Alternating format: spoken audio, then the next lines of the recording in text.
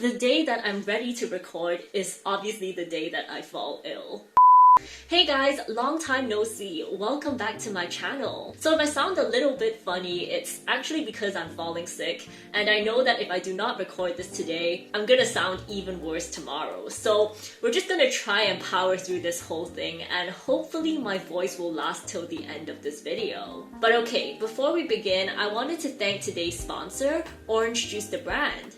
By this point, I'm sure you all know how much I love Orange Juice the brand, so I'm super excited to announce that they recently released a bunch of new clothing, including their fall and winter collection. And let me just tell you, I am absolutely obsessed. Not only are these clothes super cute, they're also incredibly versatile. So whether you're trying to put together a trendy outfit or just looking for something comfortable to lounge about, Orange Juice the brand has you covered. I'm gonna be putting a link to their website in the description down below so that you can check out their awesome clothing. And don't forget to use code PLOOPY10 for 10% off. Now back to the video. This is a story about how Britney Spears fans started a movement to fight for her freedom. I'm a Sagittarius. I'm very keen on freedom. On November 12th, after a 13-year-long battle, Britney's conservatorship was finally terminated, giving this, well, literally overprotected singer her long-awaited freedom. But just how bad was it for Britney? Why did it take her so long to escape her conservatorship? And what does this case show about the conservatorship system as a whole? Well, originally I just planned to make this video about Britney's experience, but after doing a little bit more research, I realized that Britney's story is just the tip of the iceberg, and there's so many other conservatees out there who have suffered similar experiences, and I think that their stories deserve to be heard as well. So I guess we're just gonna make this video about conservatorships. I'm obviously still going to be focusing on Britney's story, but we're also gonna be talking about a few other cases that I think really demonstrate why some reforms need to be made to the system. So sit tight and grab yourself a snack, because today we are gonna be diving into the insane world of conservatorships. Okay, so first things first, we need to understand what a conservatorship is. Now, disclaimer, I'm not a lawyer and I don't really want to get things wrong, so if you want to read up on like detailed explanations and stuff, then I'm gonna be linking some sources in the description down below. But for the purposes of this video, I'm just gonna be giving like the most basic explanation of the system. To put it simply, a conservatorship is a legal arrangement where one party, known as the conservator, is appointed by a judge to manage the affairs of another person, known as the conservatee. These conservatorships actually come in two parts. So there's the conservator of person who is in charge of the conservatee's day-to-day activities, such as their healthcare and their diet. And then there's the conservator of estate, who is in charge of managing the conservatee's financial assets and does things like paying the conservatee's bills, managing their properties, etc. Some conservatees might only have one part of the conservatorship, while others, such as Britney Spears, might have both parts of the conservatorship. Also, the same person may serve as both the conservator of person and estate, while in some other cases, these roles might be assigned to two different people, or even more. I mean, it all really depends. For their time and effort, the conservators may request payments for their services, and these payments come from the conservatee. The conservatee also pays for any other costs related to the conservatorship, such as their healthcare costs, the legal costs, etc. Overall, conservatorships can be very expensive, and they also strip conservatees of many of their basic rights. As a result, this system is supposed to be reserved for people who are truly unable to take care of themselves. So yeah, that's just a very brief explanation of how conservatorships work. And with that, let's jump straight into Britney's story. Britney was taken to a local hospital on a mental evaluation. So Britney's entire conservatorship nightmare began in 2008. And let me just tell you, this was not a good time for Britney. She was definitely going through some mental health issues, and you know, there were many factors that contributed to it. Unfortunately, we won't have time to really dive into that today, but if you'd like to find out more about all the events leading up to this point, then you can actually check out my full research document on Patreon, where I documented her life spanning all the way back to 2002. But for the sake of brevity, by this point, she had shaved her head, she had gotten in a hit and run incident, she was still recovering from her notorious VMA performance, she had checked into rehab, just to name a few. So it was definitely not a good time. And to top it all off, she had also just gotten a divorce with her husband, Kevin Federline. And the judge awarded custody of their 2 children to Kevin, while Britney got visitation rights. Now this brings us to the 4th of January 2008. So that night, when Britney's time with her children was supposed to be over, she allegedly refused to hand them back to Kevin, and instead locked herself in the bathroom with one of the kids. This was a violation of their custody agreement, and so Kevin called 911, and the cops, the ambulance, the fire department, and the paparazzi, of course, all arrived. And Britney was taken to the Cedars-Sinai Medical Center, where she was placed on her first 5150 hold. And for some context, a 5150 hold is basically an involuntary psychiatric hold. She was released the next day, but then just 3 weeks later, she was placed in yet another 5150 hold. Her then boyfriend Sam Lufty says that she went willingly, while her family claims that she was held because she refused to take her meds, which you'll see is kind of like their go-to excuse for everything that happens to Britney. But anyways, for this second hold, Britney was taken to the UCLA Medical Center, and this was where, on the 1st of February 2008, she was told the shocking news that she was now under a conservatorship. It turned out that for the past 6 weeks, Britney's parents, Jamie and Lynn Spears, along with her business manager, Lou Taylor, had allegedly been requesting for this conservatorship behind Britney's back. They had filed petitions, attended hearings, and even gotten other family friends to testify in favor of the conservatorship. One of these family friends was Jacqueline Butcher, who has since expressed her regrets over her testimony, saying, "At the time, I thought I was helping, but I wasn't. I helped a corrupt family seize all this control." Could these family friends have been manipulated or coerced into giving these testimonies? Nobody knows, but it certainly seems like they were misled into thinking that this conservatorship would somehow be beneficial for Britney. But if all that wasn't shady enough, it has since been revealed that in an attempt to secure the conservatorship, Jamie had gone as far as to claim that Britney had dementia, something which wasn't even corroborated by any of Britney's medical documents. I mean, I find it absolutely ridiculous that Jamie got away with saying that, but yeah, apparently the judge believed everything that was said, and the conservatorship was approved in less than 10 minutes. 10 minutes! And to make things worse, Britney was allegedly not even given the mandatory 5-day notice before her conservatorship began. She was apparently just told that she was now a conservatee and that was that. So with all these factors in mind, the entire conservatorship process just seemed extremely questionable, and that would kind of set the tone for the next 13 years of Britney's life under this conservatorship. Even when you go to jail, there's always the time that you know that you're going to get out, Britney's life as a conservatee couldn't even really be considered a life. I mean, she was treated more like a cash cow than an actual human being. And since she no longer had the right to make her own plans under the conservatorship, her management and her conservators were able to give her really packed schedules that she had absolutely no control over. In fact, her busy schedule started just 2 weeks after her second 5150 hold, where the supposedly demented Britney was back on set filming How I Met Your Mother. Dr. Zimmern, Magnum's here to see you. How she managed to memorize all her lines despite supposedly having dementia? I have no idea. Seems weird, doesn't it? From there, Britney continued working, often doing 70-hour weeks with no days off. To illustrate just how busy Britney was, her former tour manager talked about her insane promotion schedule for her Circus album. The promotional tour for Circus involved the Black Forest in Germany, the Bambi Awards. Then the next day we went to Paris, where we shot Star Academy. The next day we moved to London to do X Factor, a couple days off. Then we flew to New York for Good Morning America, then LA for the Christmas tree lighting, and Ellen, which was a pre-tape. Then after about a week off, we flew to Japan.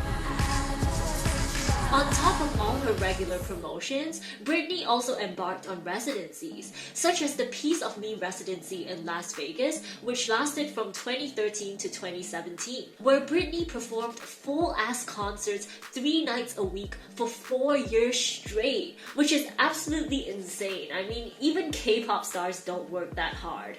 And to add to that, Britney also made TV show appearances, did brand collaborations, had her judging role on X Factor. I mean, Britney was doing so much, and she has since revealed that there were times that she actually wanted to rest, but was forced to keep working. She can work too? 2 is her birthday. Is she gonna be okay working on her birthday? Sure.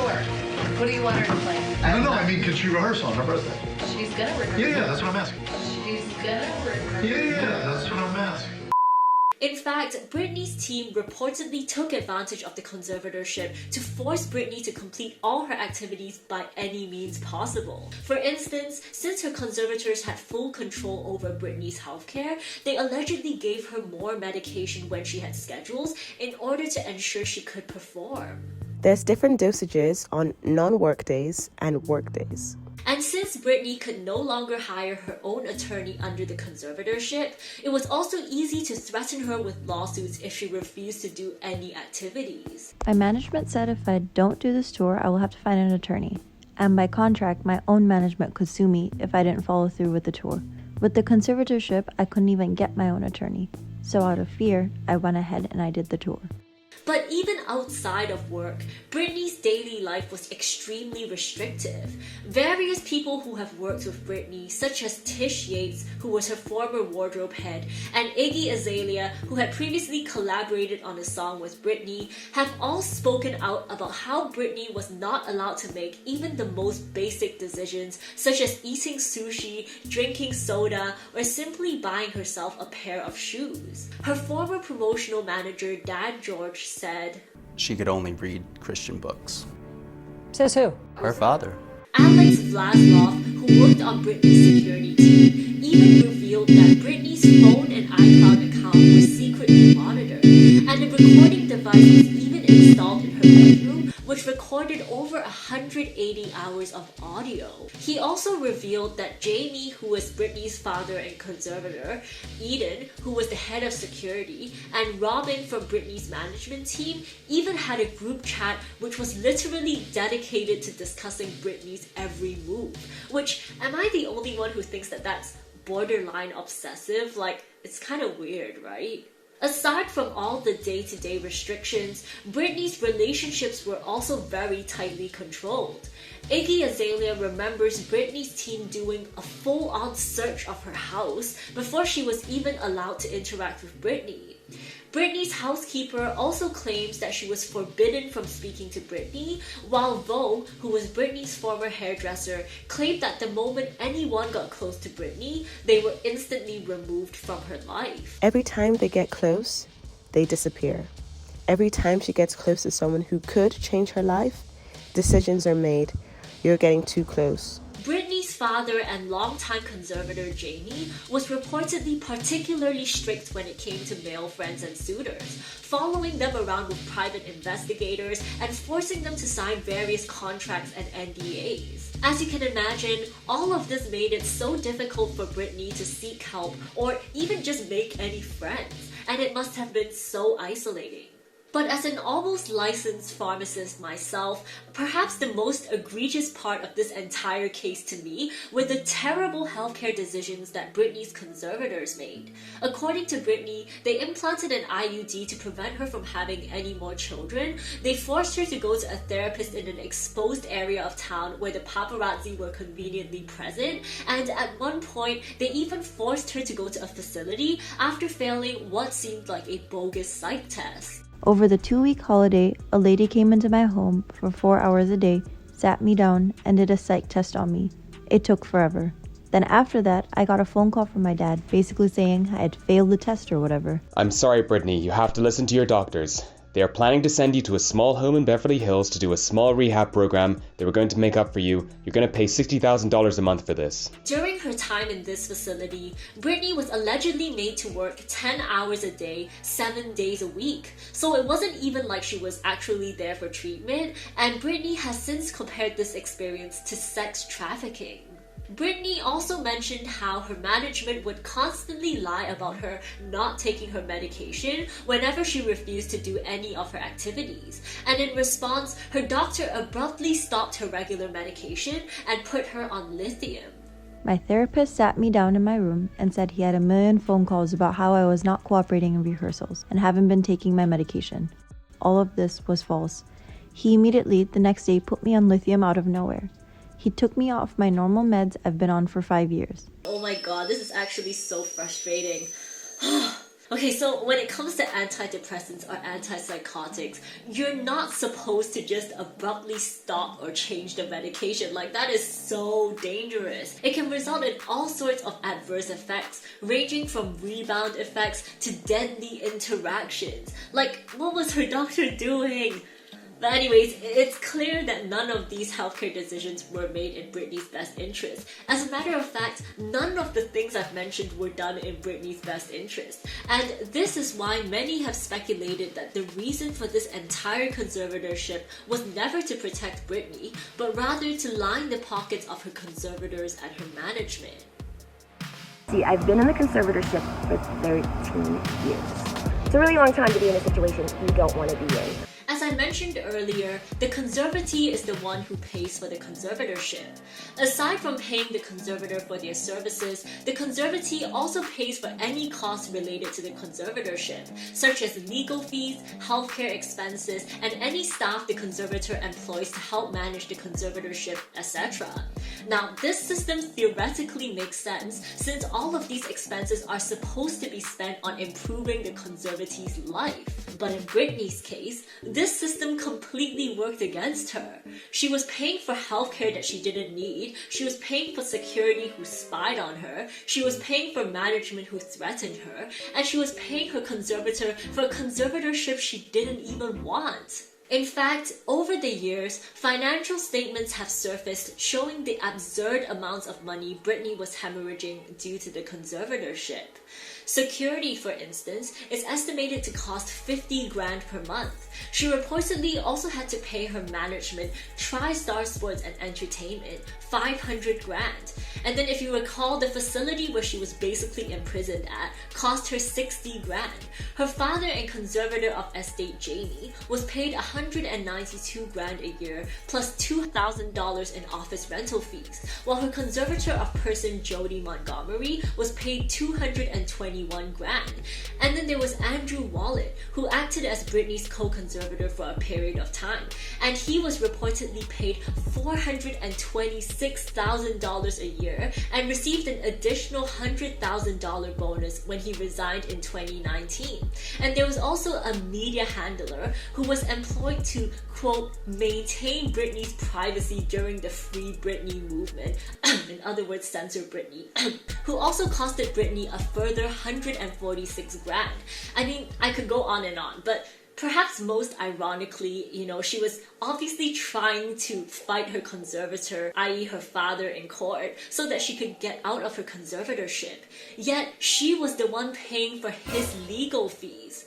In fact, between 2019 and 2021, Britney is said to have paid over $2 million in legal fees for her father, which allowed him to employ a lawyer from one of the top law firms, Holland & Knight. Meanwhile, Britney herself wasn't even allowed to pick her own attorney. So essentially, she was paying to fight against herself, which makes no sense. And when you consider the difference in representation between Britney and her father, I think it's kind of obvious why it was so difficult for Britney to get out of this conservatorship. But if that wasn't bad enough, on top of all of the payments, Britney also had to split her income with her management and her conservators. Her management allegedly received 5% of Britney's gross income, while Jamie got a 1.5% cut from her 4-year-long Las Vegas residency. As you can see, everyone around Britney was making bank from this conservatorship arrangement, so obviously none of them wanted to end the conservatorship, and that explains why they all seemed to work together to keep Britney under their control. They tried to portray Britney as an unstable individual by allowing paparazzi to take photos of her crying outside her therapist's office. They censored Britney whenever she tried to speak up about the conservatorship. They painted the Free Britney movement as being nothing more than a conspiracy. They paid undercover operatives to infiltrate the Free Britney movement, and they actively worked together to distance Britney from anyone who could potentially help her escape the conservatorship. If anyone were to express an opinion about the conservatorship, even just talking to a colleague or talking to Britney about it, you could lose your job. You'd be out the next day. In a way, everyone around Britney was working against her, and I think that it's a miracle that she even managed to escape the conservatorship. I mean, if it wasn't for the Free Britney movement, she might have been stuck in the conservatorship for, well, the rest of her life. The Free Britney movement not only gave Britney the courage to stand up for herself, but it also increased awareness about Britney's situation and led to increased public pressure against her conservators and the courts. And I truly believe that it was the mounting public pressure that caused Jamie to resign and led the judge to finally end the conservatorship. And as of today, effective immediately, the conservatorship has been terminated as to both the person and the estate. So I think that the Free Britney activists are honestly amazing, and I'm sure Britney is so thankful for their unwavering support. In the Free Britney movement, you guys rock. But whilst Britney's ordeal is thankfully over, there are many others who remain trapped in the system. In fact, in America alone, over 1.3 million people are under a conservatorship at any given time. And unlike Britney, these people may not always have the resources or publicity to fight back should the conservatorship turn abusive. They had a guardian that was supposed to look out for their best welfare and not rob them blind. An example of conservatorship abuse would be the case of Jan Garwood, who was locked in a dementia unit and placed under conservatorship despite being fully able to take care of herself. A judge ordered a doctor to evaluate Garwood's mental capacity, and Garwood got a nearly perfect score. The doctor saying she is fully capable of handling and executing her own personal, medical, and financial day-to-day affairs. At this point, Jan Garwood was so desperate to get out of her conservatorship that she had to resort to using social media to seek help. I had put my ad on Facebook and said, "Somebody help me, I've got a guardian who's controlling my life." Jan was eventually freed, which is good, but then she realized that her conservators had actually sold her home and over $300,000 worth of her belongings had gone missing. Garwood, who lived in a 2,700 square foot home before guardianship, now lives in a friend's garage. Then there's the infamous case of April Parks and her numerous victims. April, along with her husband and her accomplices, collectively ran a professional conservatorship business where they exploited and stole thousands of dollars from their elderly conservatees. She took over $1 million of my assets. That's cash, gold, silver, and furnishings. In 2019, Parks and her business partners were finally sentenced, with Parks receiving 16 to 40 years. Another unfortunate victim would be Doug Keegan, who was placed under a conservatorship after he was hospitalized due to alcohol abuse. Because I have a problem with alcohol, which is irrelevant to guardianship. You could be a gambler, you could be, morbidly obese, you could have a million problems. That's not a reason for saying put him in guardianship because he may hurt himself. One doctor who evaluated him in 2014 says his drinking doesn't rise to the level of guardianship. Despite doctors' recommendations, Doug remains under the conservatorship, and his conservator's attorney has now resorted to demeaning Doug's mental capacity. He's incapacitated, okay? Which means he actually doesn't understand anything you say. And this attorney even managed to get a doctor to diagnose Doug with dementia. Sounds familiar? This diagnosis has since been disputed by other doctors. There's no evidence now that he suffers from any kind of dementia. In fact, far from being a mentally incapacitated individual, Doug is actually a very clever person. He was an electrical engineer who had carefully planned his finances, allowing him to buy a house and retire early. Unfortunately, due to the conservatorship, he no longer has access to the retirement funds that he had spent years saving up for. Now more than $200,000 he saved has gone to pay guardians and attorneys, while Keegan is only allowed to shop at certain places with a restricted debit card. Doug is currently still trying to get out of this conservatorship. And anyone high level in government should be horrified by what they're seeing here. These are just 3 cases that I found online, and I'm sure that there are many other similar stories out there. Of course, there's no denying that in some cases, conservatorships are necessary. There are some individuals who are truly unable to care for themselves, and obviously there needs to be some sort of system in place to ensure their well-being. So I'm not saying that the conservatorship system should be completely abolished, but I hope this video demonstrates how easy it is for those with nefarious intentions to abuse the system. The thing is, there are already some protections in place for conservatees. For instance, in the state of California, conservators are required to post a conservatorship bond. They also need to do a formal accounting of the conservatee's estate every 1 to 2 years, and there's supposed to be a probate officer who regularly checks on the conservatees every year. However, some have speculated that these measures aren't enough, while others have stated that the current laws aren't the problem, but rather the implementation of these laws. Either way, something definitely needs to be done, and I hope that the Britney situation will bring about some sort of change to the conservatorship system. But of course, these are just my frankly uninformed opinions, and I'm curious to know what you guys think, especially anyone who might specialize in the conservatorship area. Let me know your thoughts in the comment section down below, and if you have any petitions or ways to advocate for policy changes, then feel free to also share them in the comment section. Lastly, if you enjoyed this video, then please give it a thumbs up and subscribe, and don't forget to check out Orange Juice the brand and use code PLOOPY10 for 10% off. I'll see you guys next time. Bye! Oh, my voice actually lasted.